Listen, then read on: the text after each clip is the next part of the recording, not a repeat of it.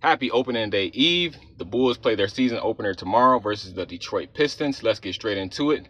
Welcome to another episode of Let's Talk Bulls podcast. My name is Corey. Here's my predictions for this upcoming season for the Chicago Bulls. I do believe that Matas Buzelis can definitely be the most improved player in the NBA if he really put his mind to it. If not that, if he's just improved greatly, that would be great, okay?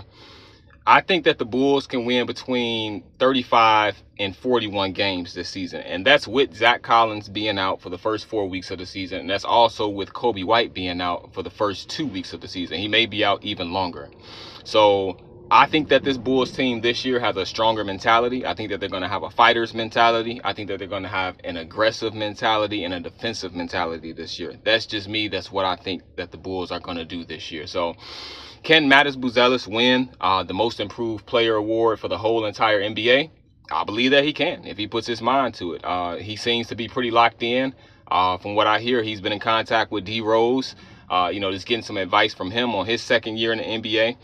And I feel like when you make steps like that, you contacting D Rose and you're publicly saying like, hey, just like D Rose said in his second year in the league, D Rose was talking about being an MVP. But back then, D Rose said, hey, why not me? Why can't I be MVP? And that was a great mindset back then. So Buzelis is saying in his second year, like, hey, why not me? Basically, why not me? Why I can't be the most improved player in the NBA? So fantastic mentality, especially from a much younger player in the NBA. So I think that if he puts his mind to it, Buzelis can definitely win that award there. So I think that the Bulls seem to be pretty locked in. They seem to have great team chemistry heading into this season. Like I said, I've got them locked in anywhere between 35 and 40 wins. Let me know what you guys think about that. Maybe you see less, maybe you see more.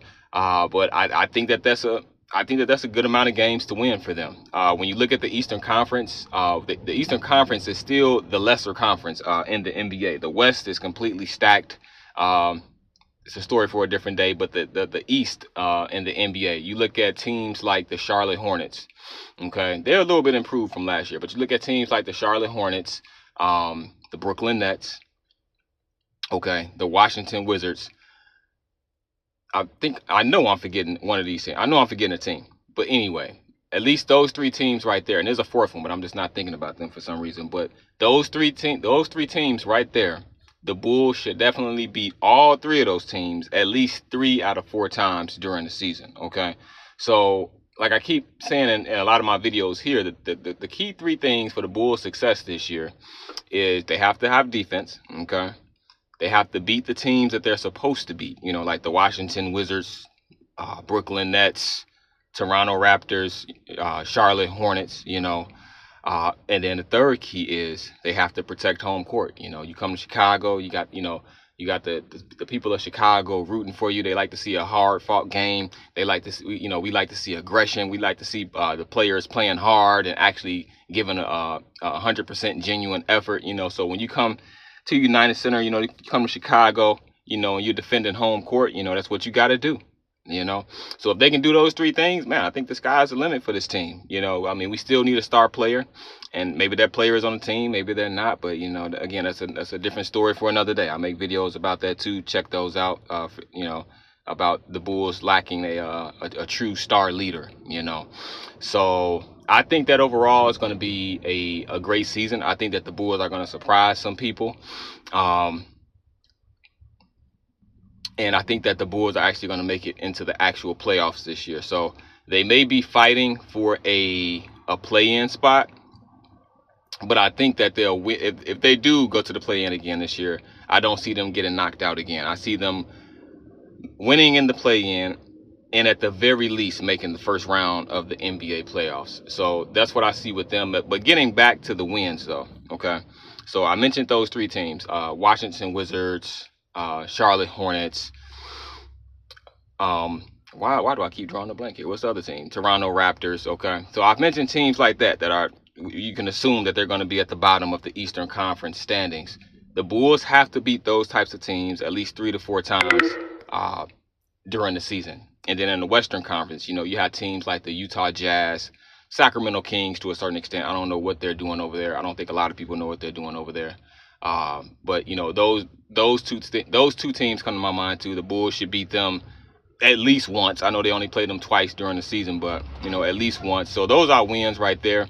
And then even with the good teams in the East, the teams that are going to be 500 and better, the Bulls should be able to beat them. At the very least, out of 4 times, once or twice during the season, which that would put them at around that 35 wins to 40 wins. And then of course they're going to win some games that maybe you think they won't win. They're going to win some games because other players on the opposing team are injured, or maybe opposing teams have bad team chemistry.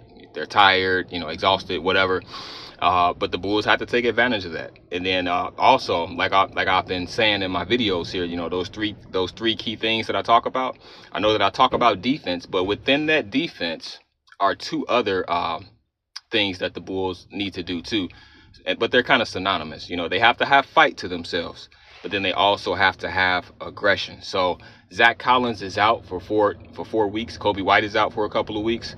And that other injuries and other things happen throughout the season. But like Thibs used to say, and I don't know what Billy Donovan's mentality is. I don't know, but like Thibs used to say, hey, next man up.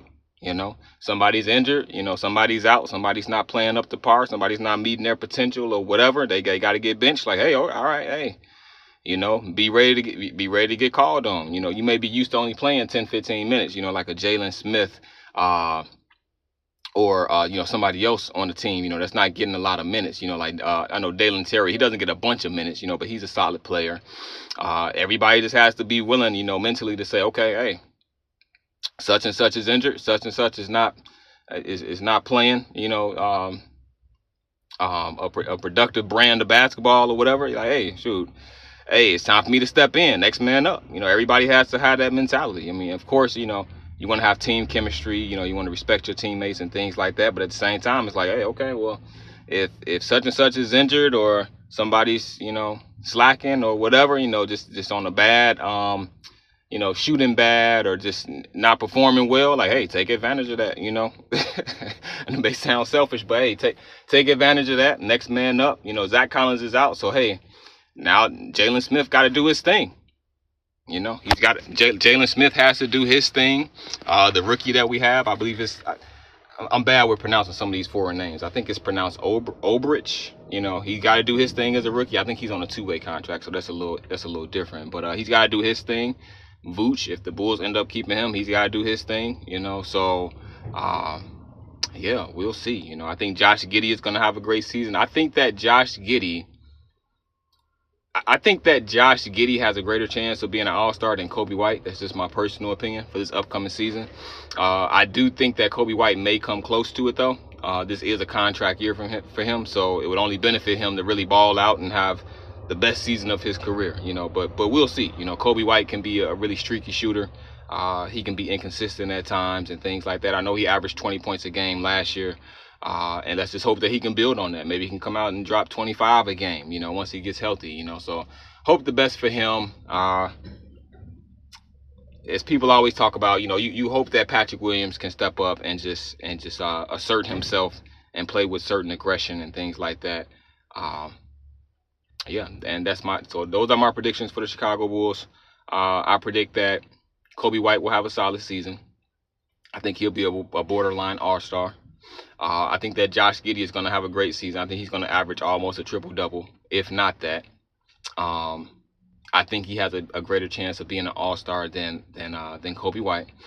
I think that Buzelis, if he doesn't win Most Improved Player, I think that he'll come close. At least he'll be in the running, in the top 5 at the very least. Okay. I think that this is going to be the season that you see the Bulls make a decision on Patrick Williams. Okay. Either they're going to trade. In my opinion, I think they're either going to trade him, prior to the trade deadline. But now, if he can if he can play up to his potential, I think that I know that the Bulls will keep him then, and that would be fantastic for the Bulls. Which I hope that he just plays up to his potential, But if he doesn't do that, I can see this definitely being the year that the Bulls trade Patrick Williams, whether it be at the trade line or or over the summer, or they may be stuck with him. You know, maybe other teams view him as not having a lot of value either, you know, even though he's making a lot of money. So either the Bulls are going to be stuck with Patrick Williams, he's going to improve, or they're going to trade him. It's going to be one of those three things. You know, the same thing with Vooch, I think. I think the Bulls could possibly end up trading him and going with a younger, bigger, athletic center or power forward. That's just what I think about that. So overall, I do think the Bulls can make the playoffs, but I think they're going to have to go through the play-in route because I've got them around that 35 to 40 games victories this year. So feel free to chime in. Let me know what you guys think about that. Maybe what do you guys think about the Bulls' upcoming season? Do you see Buzelis as the most improved player?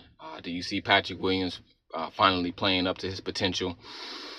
What do you guys see? Do you agree, disagree? Hey, make sure you guys are subscribed. If you subscribe to my channel today, I will, and you comment on the on my video here, I will reply to your comment. But make sure you're subscribed.